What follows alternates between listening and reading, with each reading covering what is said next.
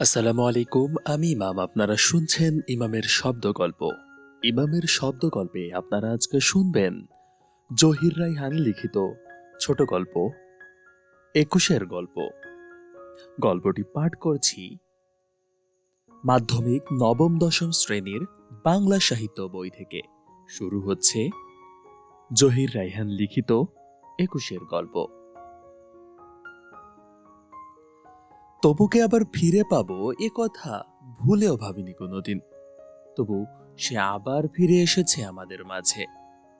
ভাবতে অবাক লাগে, 4 বছর আগে যাকে হাইকোর্টের মোড়ে শেষবারের মতো দেখেছিলাম, যাকে জীবনে আর দেখব বলে স্বপ্নেও কল্পনা করতে পারিনি, সেই তপু ফিরে এসেছে। ও ফিরে আসার পর থেকে আমরা সবাই যেন কেমন একটু উদ্বিগ্ন হয়ে পড়েছি।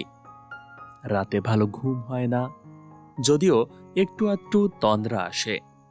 তবু অন্ধকারে হঠাৎ ওর দিকে চোখ পড়লে গা হাত পা শিউরে ওঠে, ভয়ে জড়সড় হয়ে যায়। লেপের নিচে দেহটা ঠক ঠক করে কাঁপে। দিনের বেলা ওকে ঘিরে আমরা ছোটখাটো জটলা পাকাই। খবর পেয়ে অনেকেই দেখতে আসে ওকে, আবার অবাক হয়ে ওর দিকে তাকিয়ে থাকে ওরা। আমরা যে অবাক হই না তা নয়, আমাদের চোখেও বিস্ময় জাগে। 2 বছরও আমাদের সাথে ছিল, ওর শ্বাস প্রশ্বাসের খবরও আমরা রাখতাম। সত্যি কি অবাক কাণ্ড দেখো তো। কে বলবে যে এও তপু? ওকে চেনাই যায় না। ওর মাকে ডাকো, আমি হলপ করে বলতে পারি ওর মাও চিনতে পারবে না। চিনবে কি করে? জটলার একপাশ থেকে রাহাত নিজের মতো বলে, চেনার কোনো উপায় থাকলে তো চিনবে। এ অবস্থা কেউ কাউকে চিনতে পারে না বলে সে একটা দীর্ঘশ্বাস ছাড়ে। আমরাও কেমন যেন আনমনা হয়ে পড়ি ক্ষণেকের জন্য।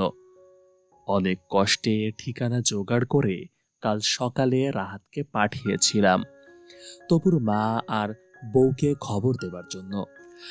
সারাদিন এখানে সেখানে পই পই করে ঘুরে বিকেলে যখন রাহাত ফিরে এসে খবর দিল ওদের কাউকে পাওয়া যায়নি, তখন রীতিমতো ভাবনায় পড়ে গেলাম।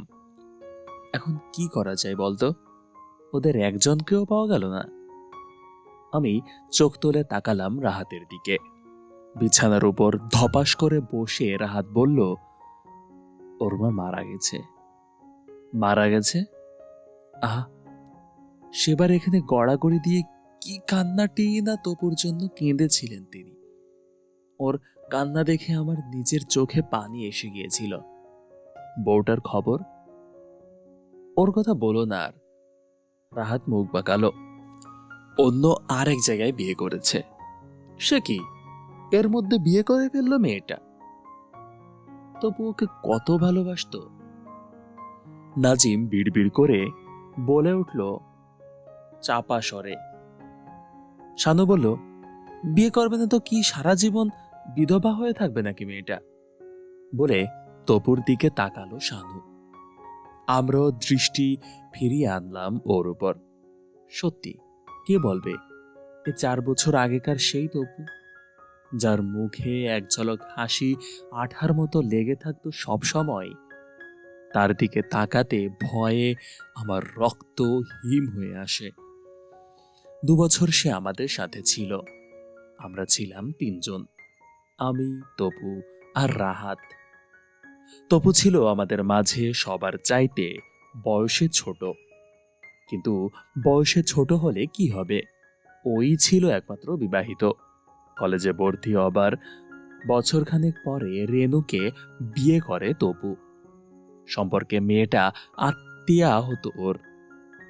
চেহারা গড়ন, ছিপছিপে কটি। আপেল রঙের মেয়েটা প্রায় ওর সাথে দেখা করতে আসতো এখানে। ও এলে আমরা চাঁদা তুলে চা আর মিষ্টি এনে খেতাম, আর গল্প গুজবে মেতে উঠতাম রীতিমতো। তবু ছিল রাজ্যের রাজা। যেমন হাসতে পারতো ছেলেটা, তেমনি গল্প করার ব্যাপারেও ছিল ওস্তাদ। যখন ও গল্প করতে শুরু করত তখন কাউকে কথা বলার সুযোগ দিত না। সেই যে লোকটার কথা তোমাদের বলেছিলাম না সেদিন, সেই হোৎকা মোটা লোকটা, ক্যাপিটালে যার সাথে আলাপ হয়েছিল, ওই যে লোকটা বলেছিলাম না সেদিন বার্নার্ড শ হবে, পরশুরাতে মারা গেছে একটা ছ্যাঁকড়া গাড়ির তলায় পড়ে। আর সেই মেয়েটা যে ওকে বিয়ে করবে বলে কথা দিয়েছিল, ও মারা যাবার পরের দিন এক বিলেতি সাহেবের সাথে পালিয়ে গেছে। রুনি মেয়েটার খবর জানতো। সে কি, রুনিকে চিনতে পারছো না? শহরের সেরা নাচিয়ে ছিল, আজকাল অবশ্য রাজনীতি করছে। সেদিন দেখা হলো রাস্তায়। আগে তো পাটকাঠি ছিল, এখন বেশ মোটা সোটা হয়েছে। দেখা হতেই রেস্তোরাঁয় নিয়ে খাওয়ালো। বিয়ে করেছে শুনে জিজ্ঞাসা করলো বউ দেখতে কেমন হয়েছে, একবার তুমি এসো। ওহ, ও কথা বলতে শুরু করলে যেন আর ফুরোই না।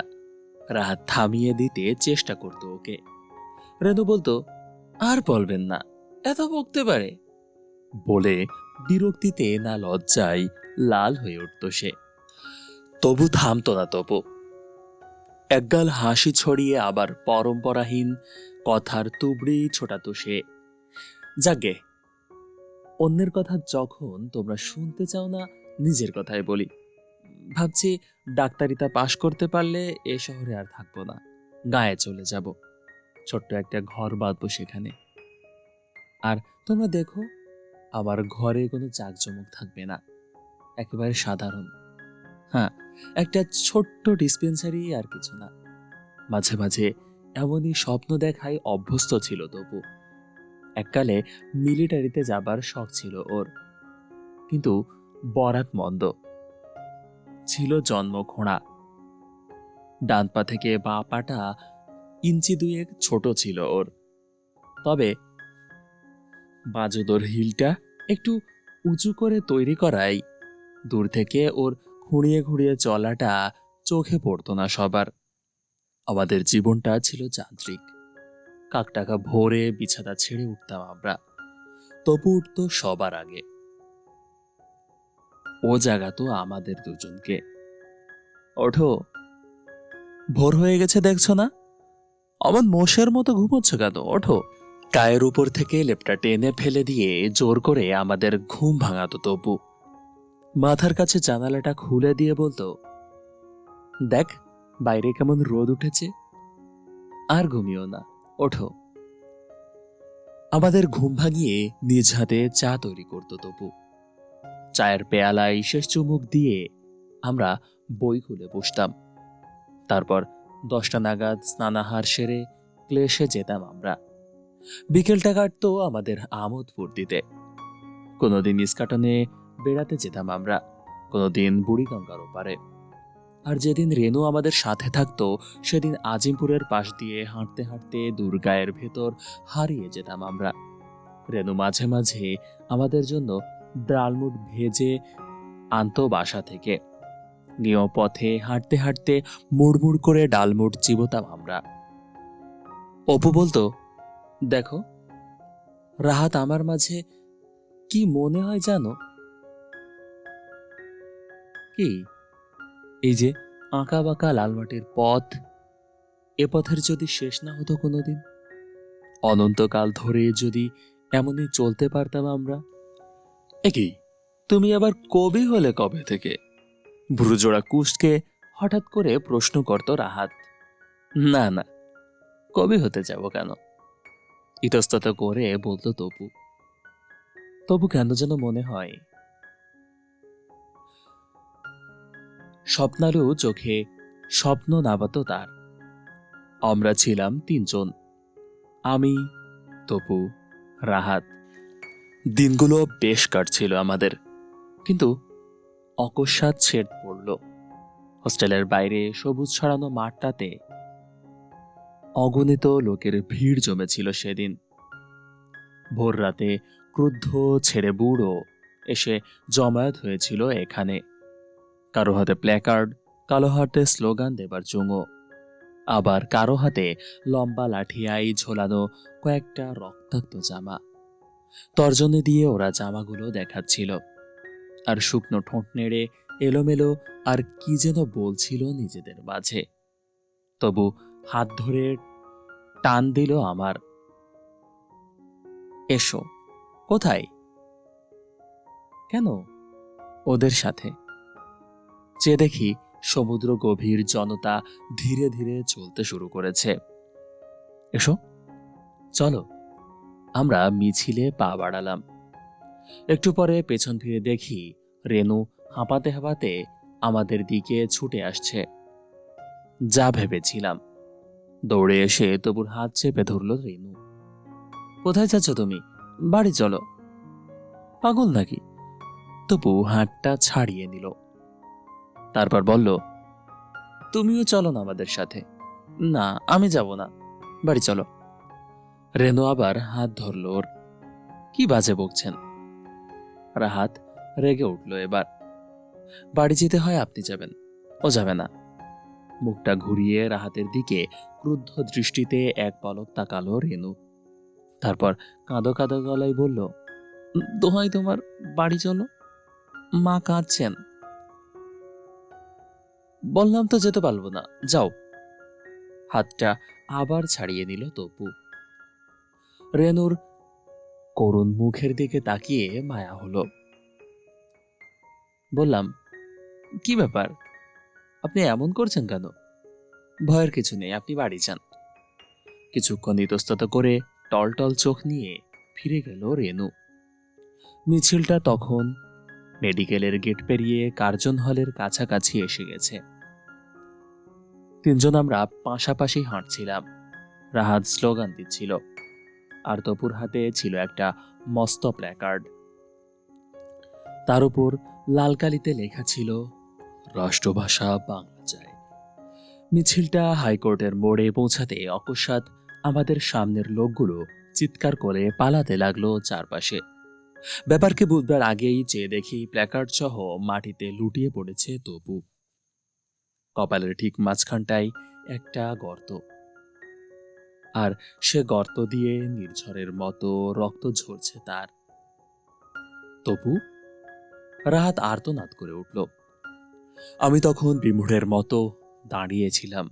দুজন মিলিটারি ছুটে এসে তপুর মৃতদেহটা তুলে নিয়ে গেল আমাদের সামনে থেকে। আমরা এতটুকুও নড়লাম না, বাধা দিতে পারলাম না। দেহটা যেন বরফের মতো জমে গিয়েছিল। তারপর আমিও ফিরে আসতে আসতে চিৎকার করে উঠলাম, রাহাত পালাও! কোথায়? হতবাক হয়ে আমার দিকে তাকালো রাহাত। তারপর উভয়ের ঊর্ধ্বশ্বাসে দৌড়ে দিলাম আমরা ইউনিভার্সিটির দিকে। সেরাতে তপুর মা এসে গড়াগড়ি দিয়ে কেঁদেছিলেন এখানে। রেনু এসেছিল। পলকহীন চোখজোড়া দিয়ে অশ্রুর ফোয়ারা নেমেছিল তার, কিন্তু আমাদের দিকে একবারও তাকায়নি সে। একটা কথাও আমাদের সাথে বলেনি রেনু। রাহাত শুধু আমার কানে ফিসফিস করে বলেছিল, তবু না মরে আমি মরলেই ভালো হতো। কি অবাক কাণ্ড দেখতো! পাশাপাশি দাঁড়িয়েছিলাম আমরা, অথচ আমাদের কিছু হলো না। গুলি লাগলো কিনা তপুর কপালে। কি অবাক কাণ্ড দেখতো!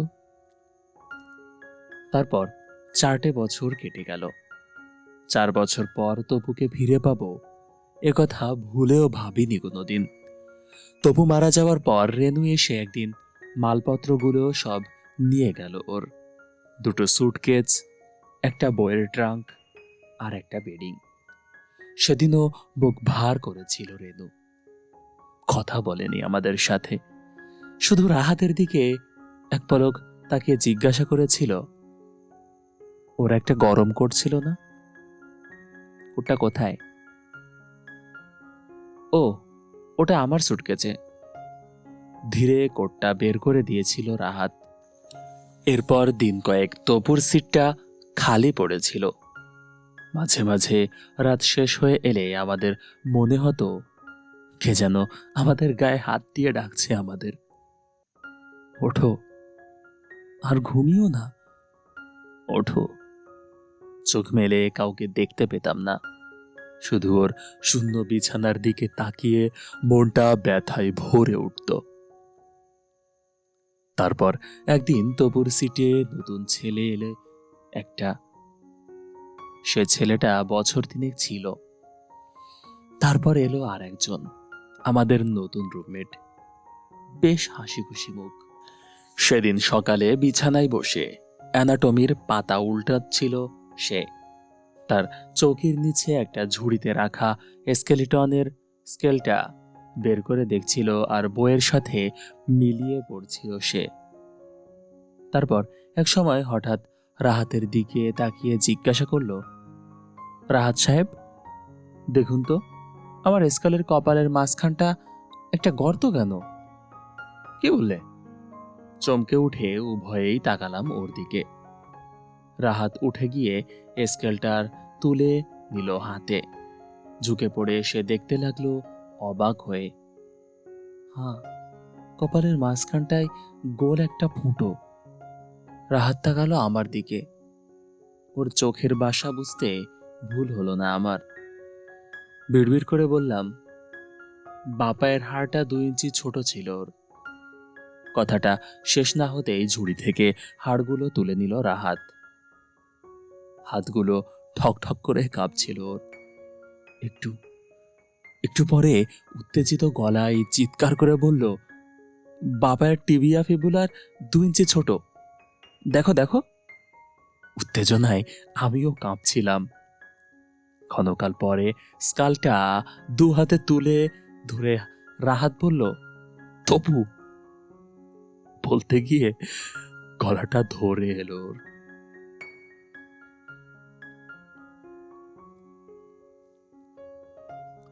শেষ হলো জহির রায়হানের লেখা ছোট গল্প 21-এর গল্প। আপনারা শুনছিলেন এতক্ষণ ইমামের শব্দ গল্প, আর আপনাদের সাথে কণ্ঠে ছিলাম আমি, ইমাম হোসেন। আজকের আয়োজন আমাদের এ পর্যন্তই। এতক্ষণ পর্যন্ত সাথে থাকার জন্য ধন্যবাদ। খুব শীঘ্রই অন্য কোনো আয়োজন নিয়ে দেখা হবে। ততক্ষণ পর্যন্ত ভালো থাকবেন, সুস্থ থাকবেন, আর অবশ্যই ইমামের শব্দ গল্পের সাথেই থাকবেন। আল্লাহ হাফেজ।